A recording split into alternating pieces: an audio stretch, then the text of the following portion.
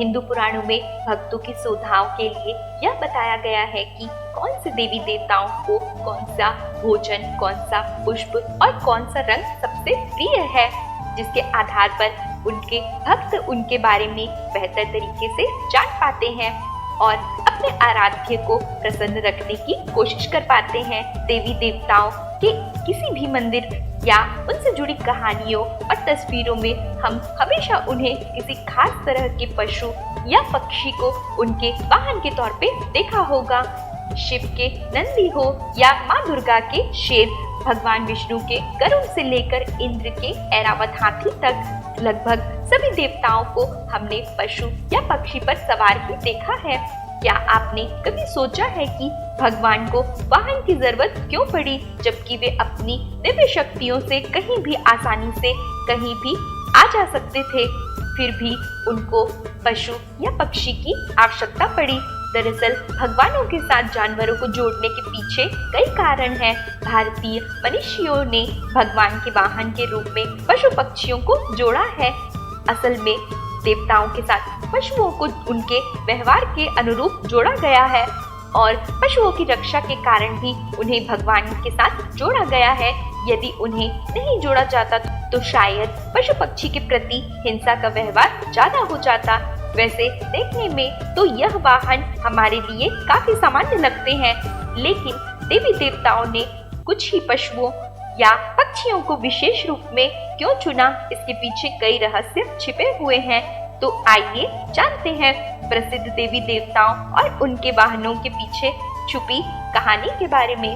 शेर माँ दुर्गा की सवारी कही जाती है। दुर्गा को शक्ति का स्वरूप माना जाता है और माँ की सवारी सिंह होता है। सिंह स्वयं शक्ति, बल, पराक्रम और क्रोध का कारक होता है। शेर की यह सभी विशेषताएं माँ दुर्गा के स्वभाव में मौजूद है। माँ दुर्गा की हुंकार भी शेर की दहाड़ की तरह ही इतनी तेज है, जिसके आगे कोई भी आवाज सुनाई नहीं देती है। नंदी भगवान शंकर की सवारी है। भोलेनाथ बहुत शक्तिशाली होने के बावजूद बहुत शांत और संयमित रहते हैं। नंदी बैल भगवान शिव का वाहन है। उनके गणों में यह सर्वाधिक श्रेष्ठ माना जाता है। बैल बहुत ताकतवर और शक्तिशाली होने के बावजूद शांत रहते हैं, जो कि भोलेनाथ के स्वभाव में दिखता है। इसके अलावा नंदी के 4 पैर हिंदू धर्म के 4 स्तंभ, क्षमा, दया, दान और तप के प्रतीक हैं। नंदी सफेद रंग का बैल है, जो स्वच्छता और पवित्रता का प्रतीक माना गया है। मोर कार्तिकेय की सवारी कही जाती है। पौराणिक कथाओं के अनुसार भगवान कार्तिकेय की तपस्या और साधकों की क्षमता से प्रसन्न होकर स्वयं भगवान विष्णु ने उन्हें यह वाहन भेंट किया था। मोर चंचलता का प्रतीक है और उसे अपने वाहन बनाना इस बात को दर्शाता है कि कार्तिकेय ने अपने मोर रूपी चंचल मन को अपने वश में कर लिया है।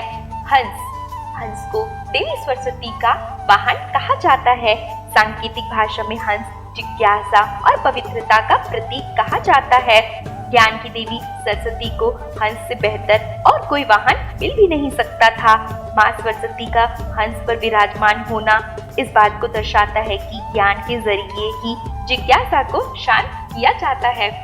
गरुड़ भगवान विष्णु की सवारी कही जाती है। भगवत गीता में इस बात का उल्लेख मिलता है कि भगवान विष्णु के भीतर ही समस्त सृष्टि का निवास है। वे सबसे ताकतवर हैं। गरुड़ देव को भी इस अधिकार और दिव्य शक्तियों से लैस दर्शाया गया है। उल्लू धन की देवी लक्ष्मी की सवारी कही जाती है। उल्लू शुभता और संपत्ति का प्रतीक भी माना गया है। कहा जाता है कि अत्यधिक धन संपदा को प्राप्त कर व्यक्ति उल्लू बुद्धिहीन हो जाता है, इसलिए देवी लक्ष्मी और उल्लू साथ साथ चलते हैं। उल्लू दिन में नहीं देख पाता, वह रात का जीव है। यह इस बात की ओर इशारा करता है कि लक्ष्मी जी की कृपा व्यक्ति को अंधकार से मुक्ति कर सकती है। मूषक श्री गणेश की सवारी कही जाती है। मूषक का अर्थ चूहा होता है। भगवान गणेश को बुद्धि के देवता माना जाता है और उनकी सवारी चूहा है। दरअसल चूहा हर चीज को कुतर देता है। वह बिना सोचे समझे हर कीमती चीज या अनमोल चीज को कुतर देता है, वह उसे नष्ट कर देता है। इस तरह बुद्धिहीन और कुतर्की व्यक्ति भी बिना सोचे समझे अच्छे बुरे हर काम में बाधा उत्पन्न करते हैं। श्री गणेश ने मूषक पर सवारी कर कुतर्कों और अहित चाहने वाले लोगों को वश में किया है। गाय भगवान श्री कृष्ण की सवारी कही जाती है। श्री कृष्ण को ग्वाला कहते हैं क्योंकि उन्हें बचपन से ही गायों से काफी प्रेम रहा है। कृष्ण की हर तस्वीर में आपको उनके आसपास गाय भी जरूर नजर आएगी। यह कहना गलत नहीं होगा कि कृष्ण का चित्र गाय की तस्वीर के बगैर पूरा नहीं लगता है। शायद इसके पीछे भारत के ग्रामीण इलाकों की झलक दिखाना ही उद्देश्य रहा होगा। पिशाच हनुमान जी की सवारी कही जाती है। हनुमान जी की आराधना हर बुरी ताकतों और शक्तियों से बचाती है। हनुमान जी को पिशाच के आसन पर बैठते हैं। प्रेत, पिशाच या अन्य कोई भी बुरी आत्मा और दुखों को अपना आसन बनाकर इसके ऊपर विराजित होते हैं। सफेद हाथी इंद्र का वाहन कहा जाता है। आजकल सफेद हाथी तो बहुत कम पाए जाते हैं। इंद्र ने अपना वाहन ऐरावत नामक हाथी को बनाया। समुद्र मंथन के दौरान 14 रत्नों में से एक ऐरावत की भी उत्पत्ति हुई थी। हाथी शांत, समझदार और शुद्ध और तेज बुद्धि का प्रतीक है। ऐरावत को 4 दांतों वाला बताया गया है। ईरा का अर्थ जल है, अतः ऐरावत समुद्र से उत्पन्न हाथी को ऐरावत नाम दिया गया। भैंसा यमराज का वाहन माना गया है। यम नाम एक वायु होती है। मरने के बाद व्यक्ति उक्त वायु में जाकर स्थिर हो जाता है और फिर प्राकृतिक चक्र के अनुसार पुनः धरती पर जन्म ले लेता है। यम नामक देवता को मृत्यु का देवता कहा जाता है। ये दक्षिण दिशा के दिक्पाल कहे जाते हैं। यमराज को भैंसे पर सवार बताया गया है। भैंसा एक सामाजिक प्राणी होता है। सभी भैंसे मिलकर एक दूसरे की रक्षा करते हैं। यह एकता का प्रतीक है। भैंसा अपनी शक्ति और पूर्ति के लिए भी जाना जाता है। भैंसा अपनी शक्ति का कहीं भी दुरुपयोग नहीं करता है। भैंसा अपनी आत्मरक्षा में ही किसी पर हमला करता है। भैंसे का रूप जिस तरह से भयानक होता है, उसी तरह यमराज का भी भयानक रूप होता है। अतः यमराज उसको अपने वाहन के रूप में प्रयोग करते हैं। बाघ माँ पार्वती का वाहन कहा गया है।